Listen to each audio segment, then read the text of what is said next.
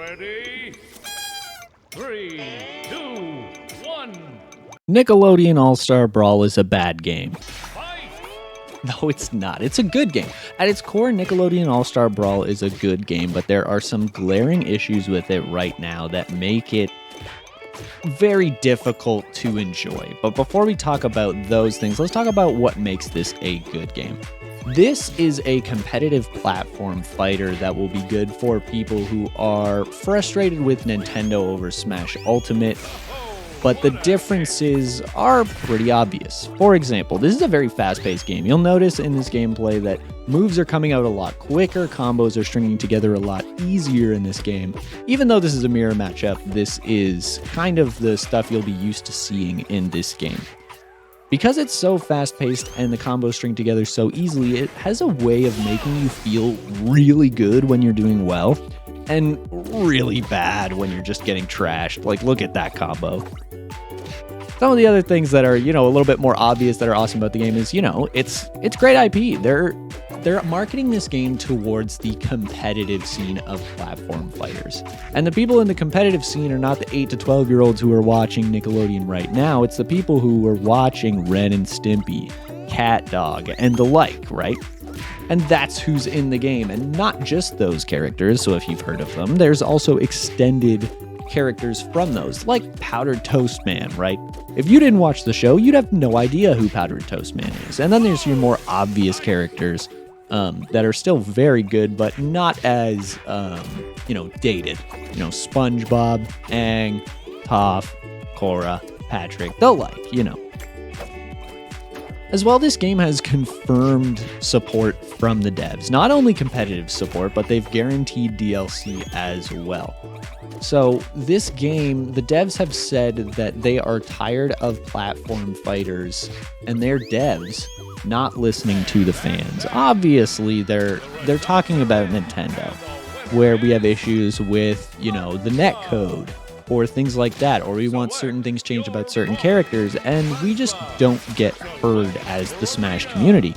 But these devs want to be in the community, listening to what people want, looking at the stats, and giving them those things. So that is fantastic. In terms of that competitive play, this game is very punishing because it is so fast. If you make a mistake, you will be hit by a 10, 15 hit combo. But the punishing is a bit absurd, which is where the bad stuff starts.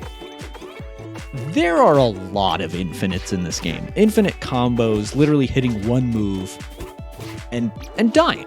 But some of them have been patched out. There were some patch notes that I'll throw up here that have come out that are fixing some of those problems. If you missed the first tech and one combo, you would never be able to tech again, which was a problem for a lot of characters' infinites, and that has since been patched out. And they've fixed a few bugs otherwise, but that was very annoying. Things that are infinites that weren't bugged are things like Aang's Nair, the last Nair bender. Nair does 10%, and you can chain them together nearly infinitely.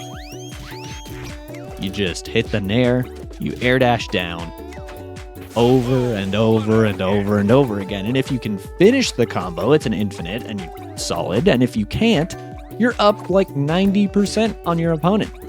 So it's obnoxious. And Aang is just one example. And that's less of a buggy issue and more of a balancing issue, which brings me to my next problem with the game. There is a large gap between the good characters and the bad characters. If you're looking at tier lists from like HBox or Leffen or whoever it might be, you're going to see at the top people like Aang, Leonardo, you're going to see SpongeBob in high tier, you're going to see Michelangelo up there, and so on. And the low tier is always going to be Toph, Patrick, Powdered Toast Man's mids to low, and things like that. But the gap between high tier and mid tier is insane. It is unreal. Things like, Leonardo, when he's in advantage, it often feels like you can't get out of disadvantage. Yeah. His swords are insane. And hopefully, they bring him down. It's Leonardo and Aang against everyone else. And there's an argument to be made that Aang is carried by Void, but that's a different issue. I could go on and on about Leonardo, but there's a huge gap. And you can see that in certain tier lists. And when you play the game as well, Cat Dog does not feel fair when you're Patrick. Now, that's an extreme example. Cat Dog is very good and Patrick is like bottom 1, but you get the point. The final issue, and the one that is most prevalent in the game, and the one that I often complain about, is the online. Which is funny, because I was just talking about how this is good for people who are tired of the way Nintendo has been, dealing with Smash Ultimate. Because a lot of the issues that people have with that game are online, especially through the pandemic, where fighting games, and all games for that matter, the online and Wi-Fi aspects of the game, made or broke the game.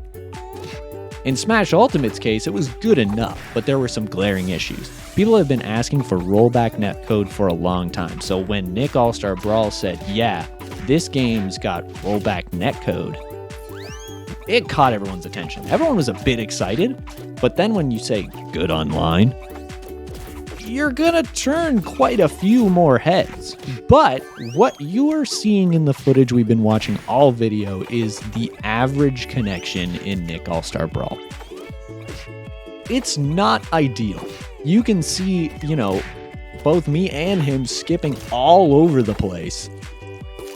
And it's not just, oh, this guy's Waves Dash are really good. It's like, that guy just skipped halfway down the screen. How are you supposed to extend your combos that way? You're not, which is the biggest issue with the online, I think. I think if this game was slower paced, it wouldn't be as big of an issue, but because it is so fast, you're going to be punished for missing a combo extension. And if someone DIs a different way than rollback expected it to and corrects it later, you're going to lose that combo and get punished with, potentially an infinite, which is very annoying.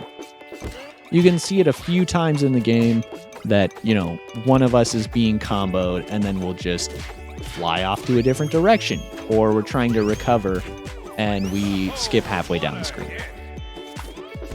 It's tough.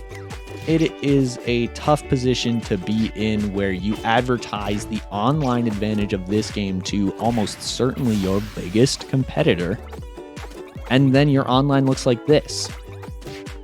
Now, that said, good connections do happen. Connections that feel like you're in the room with the person. But this is average. There are connections much worse than this. If someone's internet skips, your inputs are going to be buffered like a full second, and it feels terrible, and you'll often die for it because the game is so fast.